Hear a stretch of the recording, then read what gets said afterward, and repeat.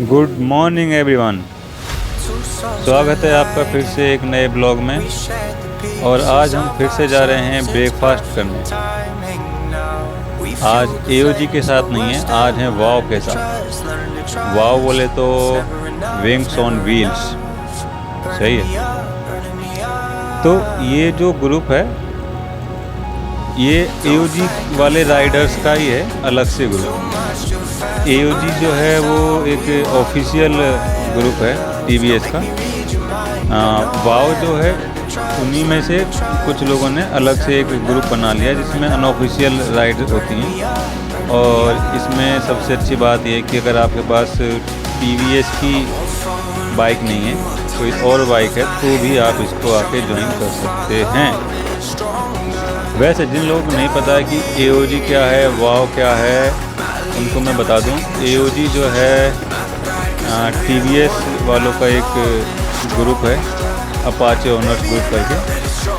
तो जो लोग भी एनसीआर में हैं और जिनको एओजी की राइड ज्वाइन करनी है, या फिर तुम नॉर्थ में हो और तुम एओजी से जुड़ना चाहते हो, क्योंकि एओजी की राइड्स लंबी लंबी भी होती हैं भाई। और अगर तुम उसका पार्ट बनना चाहते हो तो इस वीडियो के कमेंट बॉक्स में मुझे बोल सकते हो, तो मैं आपका मैसेज आगे कन्वे कर दूंगा, तो वो आपको अकॉर्डिंगली ऐड कर लेंगे उस ग्रुप में। और सेम सीन वाव वाले ग्रुप के साथ है। एओजी में ये कि आपके पास टीवीएस की बाइक होनी चाहिए अपाचे, और वाव में ये कि कोई भी बाइक चलेगी।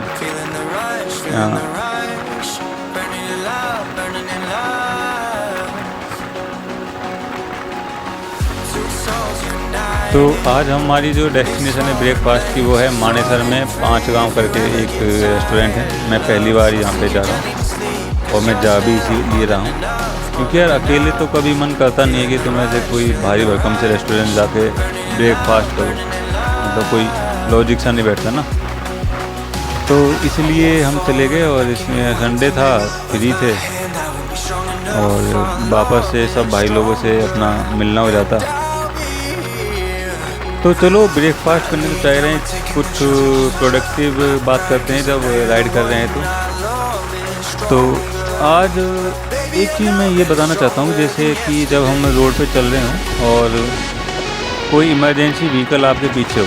इमरजेंसी व्हीकल मतलब कि कोई एम्बुलेंस हो, कोई फायर ब्रिगेड हो, या फिर पुलिस की गाड़ी हो जिन्होंने अपना सायरन ऑन कर रखा हो, तो आपको उनको साइड कैसे देनी चाहिए। तो साइड देने का एक ही तरीका है कि आप अपना व्हीकल एकदम एक्सट्रीम लेफ़्ट में ले जाएं और स्लो डाउन हो जाएं, ताकि जो वो पीछे आ रहे हैं वो इजीली आपको क्रॉस करके आगे निकल सकें। अगर ये आपको बात पता है तो इसको अप्लाई करो। अगर आप अप्लाई कर रहे थे तो बहुत अच्छी बात है, अगर आपको नहीं पता है तो आपको पता लग गया है। और जिन लोगों को, आपके साथ वालों को नहीं पता है, उनको भी बता दें, क्योंकि ये रोड पे चलने के बेसिक रूल्स में से एक है। आपको ये पता होना चाहिए। ये देखो भाई साहब, हर घर तिरंगा, क्या बात है। वैसे तिरंगे वाली बस ने ना आगे जाके कांड कर दिया था। ये जो आगे बाइक चल रही है मेरे, इस पे गुरदास भाई थे और ये बस वालों ने साइड दबाई और गुरदास भाई का साइड मिरर हवा हो गया। इस वीडियो में वो रिकॉर्ड नहीं हुआ, लेकिन वो कर दिया था। हाँ, तो अपन बात कर रहे थे इमरजेंसी व्हीकल्स एंड ये सब चीज़ों की।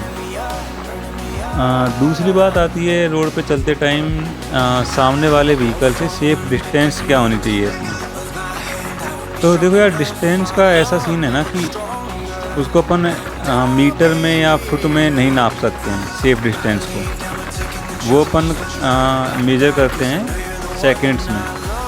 तो जो सेफ डिस्टेंस होती है वो होती है 2 सेकंड की, यानी कि सामने जो भी व्हीकल है आपकी डिस्टेंस उससे 2 सेकंड की होनी चाहिए। 2 सेकंड का मतलब क्या हुआ कि अगर किसी एक पोल को वो व्हीकल क्रॉस करता है तो उस पोल को आप उस व्हीकल से 2 सेकंड बाद क्रॉस करें। और मीटर के सेंस में अगर बात करें, अगर आपकी स्पीड 60 की है, 60 किलोमीटर पर आवर की आपकी स्पीड है, तो ये डिस्टेंस जो आपकी निकल के आती है 2 सेकंड के हिसाब से, वो आती है लगभग 33 मीटर, यानी कि 33 मीटर के आसपास। राउंड ऑफ में लगाएं तो 100 फुट। और भाई अगर आपकी स्पीड 90 हो जाएगी तो यही डिस्टेंस जो है वो बढ़ के 50 मीटर हो जाएगी। तो 2 सेकंड इसलिए होता है क्योंकि ये मिनिमम टाइम है जो आपको चाहिए होता है किसी भी सिचुएशन में रिएक्ट करने के लिए। और भाई साहब ये यहाँ पे कुछ तो हो गया भाई साहब, ये कोई एक्सीडेंट टाइप कुछ हो गया है। सामने वो जो ट्रक खड़ा है उसका ये सामान गिर गया था, तो ये वो सामान अपना हटा रहे थे। ओ ओ ओ भाई साहब, ये पुलिस वाले भैया ने ना एक स्प्रिंग थी और इनको पता नहीं था इतना बाउंस करके जाएगी, और ये आगे जाकर किसी में तो भिड़ी है। शायद गाड़ी में तो नहीं लगनी तो गाड़ी वाला रुक ही जाता। देखो उनको इंटेंशनली उन्होंने ऐसा नहीं किया होगा, लेकिन थोड़ा इस चीज़ का भी ध्यान रखना चाहिए भाई। टायर हो गया, स्प्रिंग हो गई, ये फेंकेंगे कुछ तो ये काफ़ी जंप करेंगे। ओ भाई साहब, ये दुकान चल रही है बाइक पे, गजब।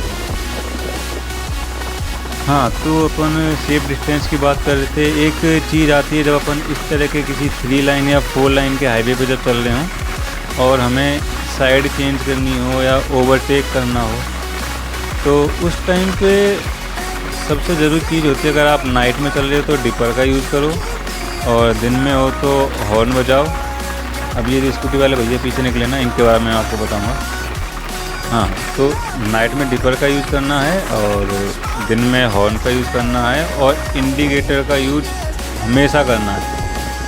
आप अकेले हो, आप गली में जा रहे हो, हाईवे पे चल रहे हो, कहीं भी चल रहे हो, इंडिकेटर आपके उसमें होना चाहिए कि आप उसको हमेशा यूज करो।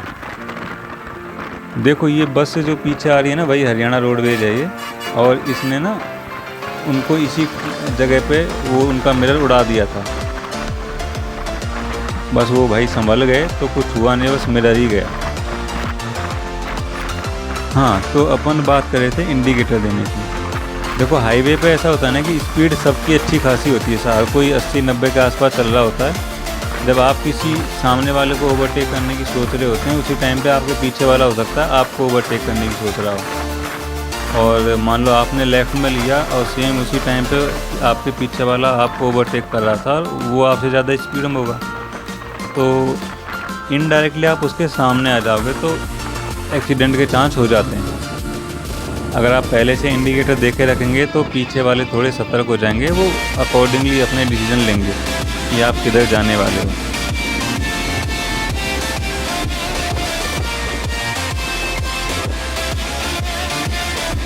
तो बस आज के लिए इतना ही ज्ञान काफ़ी है। और भाई देखो ग्रुप में चलते हैं ना, ग्रुप में चलने का आपको एक जो थोड़ा ड्रॉबैक लगेगा वो ये कि आप ना अपनी बाइक उस तरह से भगा नहीं सकते जैसा आपका मन कर रहा हो कि आप इसको 90-100 एकदम धक-धका के धर्राटे कटवा दो। तो ग्रुप में आप वो नहीं कर सकते। ग्रुप की अपनी कुछ मर्यादा होती है, कुछ नियम होते हैं, तो आप उसके अकॉर्डिंग ही आपको चलना पड़ेगा। सारे ग्रुप को एक साथ चलना होता है, तो एक ठीक ठाक डिस्टेंस पे और ठीक ठाक स्पीड मेंटेन करके सब लोग चल रहे होते हैं। ग्रुप में जाने के फ़ायदे ये हैं कि आप कई सारी चीज़ें सीखते हो नई नई, कि आपको रोड पे किस तरह से डिसिप्लिन मेंटेन करना है, कि इतने सारे लोग हैं, हम लोग 30 के आसपास लोग थे, 24 से 30 के बीच में हम रहे होंगे।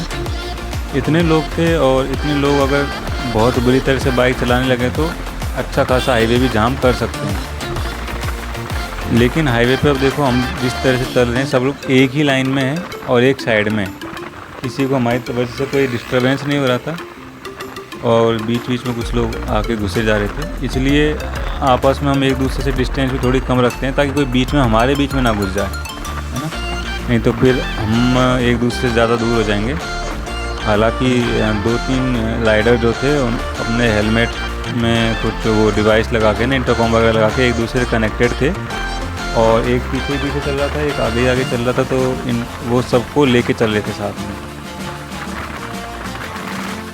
हाँ, वो स्कूटी वाले जो भैया हैं ना, उनका साथ ये चोट हुई कि उनकी बाइक सुबह सुबह ख़राब हो गई। अब वो भाई सामने हमारे जो कोऑर्डिनेटर थे उनको कॉल वॉल किया कि भैया अपनी बाइक हो गई है ख़राब, तो उनको ऑप्शन दिया कि आप किसी के साथ पिलियन बन के आ जाओ, लेकिन उनको राइड ही करनी थी। तो उन्होंने रिक्वेस्ट की कि भैया मैं स्कूटी लेके आ जाऊँ। उन्होंने बोला ठीक है आ जाओ। और क्योंकि ये वाओ की राइड थी तो इस पर इतने ज़्यादा रिस्ट्रिक्शन नहीं थे। हालांकि आपके राइडिंग गियर हेलमेट वगैरह प्रॉपर होने चाहिए, लेकिन इसमें कुछ के पास नहीं थे तो उनको भी अलाउ कर दिया था। भाई AOG में होते तो ये नहीं होता, ये तो है। वो उनका थोड़ा तो डिफरेंस आपको पता लग जाएगा अगर आप दोनों की राइड में जाओगे तो। बाकी ये वो जगह है 5 गांव जहाँ पे हम पहुँच गए। और यहाँ पे भाई बहुत लोग आए हुए थे उस दिन। और तो बाइक की तो पूछो ना, इतनी भयंकर बाइक ना, 50-50 लाख तक की बाइक यहाँ पे थी। तो ये थोड़ा सा वॉक मैं दे देता हूँ। ये सारे जितनी अपाचे दिख रही है ज़्यादातर हमारे साथ ही आए हैं।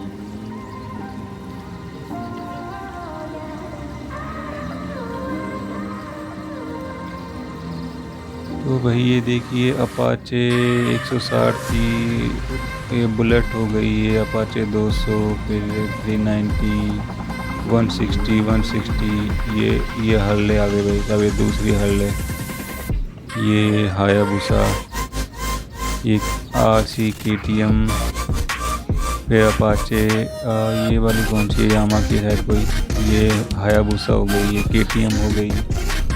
इस वाली का भी अपन को आइडिया नहीं भाई। ये क्या है? ओ भाई साहब, होंडा गोल्डविन, अरे कुछ नाम है इसका, 50 लाख के आसपास की ये वाली बाइक है भाई। बाइक क्या पूरा काम झाम है इसमें। स्टैंड इसका ऑटोमेटिक है, सारी सीट इसकी गर्म हो जाती हैं, इसके हैंडल ग्रिप्स गर्म हो जाते हैं। और क्रूजिंग वूजिंग कंफर्ट तो नेक्स्ट लेवल का है इसका। इसमें 5-6 स्पीकर भी इसमें इनबिल्ट आते हैं लगे हुए पूरा भाई। तो ये अंदर से हमारा साइड जहाँ पे जो हमको रिज़र्व किया था उन्होंने, ये सब भाई लोग अपनी राइडिंग जैकेट उतार के अपने मस्ती में लगे हैं। और ये हमारा ब्रेकफास्ट, पराठा, इडली, पूरी, पोहा, गुलाब जामुन और बस कॉफ़ी चाय। भाई मज़ा आ गया था, मस्त था। और भी बहुत कुछ किया जो मैं रिकॉर्ड कर नहीं पाया। आज के लिए इतना ही काफ़ी। ओके, धन्यवाद।